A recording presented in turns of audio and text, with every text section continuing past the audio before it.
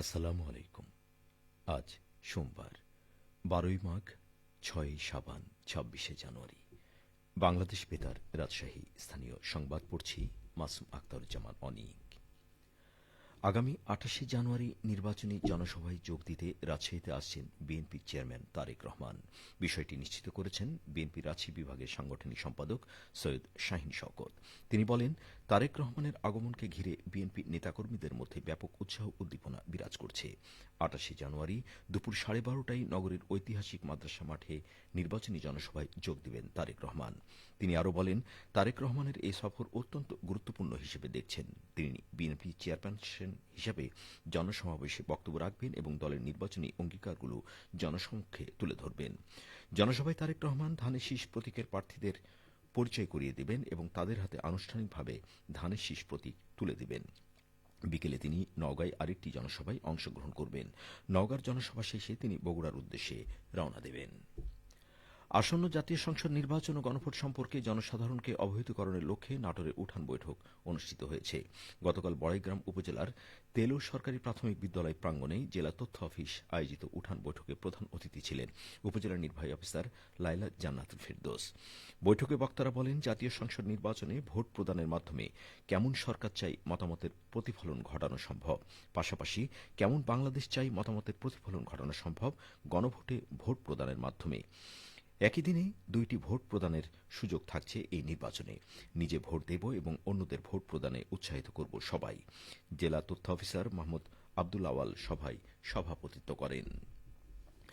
আসন্ন ত্রয়োদশ জাতীয় সংসদ নির্বাচনকে কেন্দ্র করে পাবনার বেড়া থানা এলাকায় নির্বাচনের সুষ্ঠু পরিবেশ বজায় রাখা এবং সার্বিক আইনশৃঙ্খলা রক্ষার স্বার্থে বিশেষ মহড়া অনুষ্ঠিত হয়েছে। গতকাল বেড়া মডেল থানা এলাকায় পুলিশ ও বাংলাদেশ সেনাবাহিনীর যৌথ সমন্বয়ে এই মহড়া পরিচালিত হয়। পাবনা জেলার পুলিশ সুপার আনোয়ার জাহিদের সরাসরি দিক নির্দেশনা ও তত্ত্বাবধানে এই বিশেষ মহড়ায় নেতৃত্ব দেন অতিরিক্ত পুলিশ সুপার লাবিব আবদুল্লাহ এবং বেড়া মডেল থানার অফিসার ইনচার্জ নিতাই চন্দ্র সরকার। বেড়া মডেল থানার অফিসার ইনচার্জ জানান, আসন্ন নির্বাচনে এলাকায় শান্তি শৃঙ্খলা বজায় রাখতে এবং যেকোনো ধরনের অপতৎপরতা ও প্রতিবন্ধকতা রুখতে পুলিশ সর্বোচ্চ তৎপর রয়েছে। জনমনের নিরাপত্তা নিশ্চিত করতে আইনশৃঙ্খলা রক্ষাকারী বাহিনীর এই বিশেষ নজরদারি অব্যাহত থাকবে। বিমান বাহিনীর প্রধান air chief marshal Hasan Mahmud Khan বলেছেন, বগুড়া বিমানবন্দরে যাত্রীবাহী বিমান চলাচলের জন্য বিদ্যমান রানওয়েকে আরও ৩,০০০ ফুট সম্প্রসারণের প্রয়োজন রয়েছে। তবে নানা সীমাবদ্ধতার কারণে বর্তমানে এই কাজ করা সম্ভব না হলেও আগামীতে নির্বাচিত সরকারের সময়ে প্রকল্পটি এগিয়ে নেওয়া সম্ভব হবে।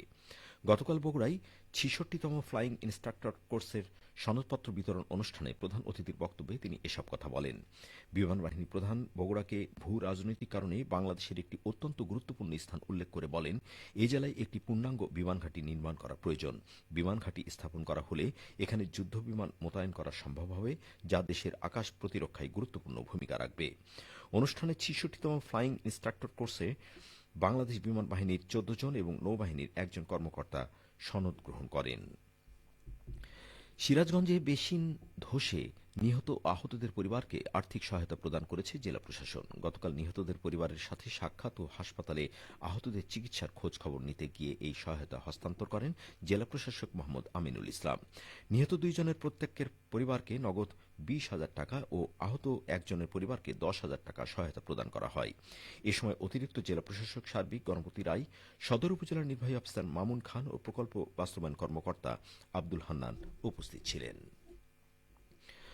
বগুড়ার শেরপুর উপজেলার হামছায়াপুর এলাকায় মডার্ন ব্রেড অ্যান্ড বিস্কুট কারখানায় যৌথ অভিযান চালিয়ে ৭০,০০০ টাকা জরিমানা করেছে বাংলাদেশ নিরাপদ খাদ্য কর্তৃপক্ষ ও জাতীয় ভোক্তা অধিকার সংরক্ষণ অধিদপ্তর।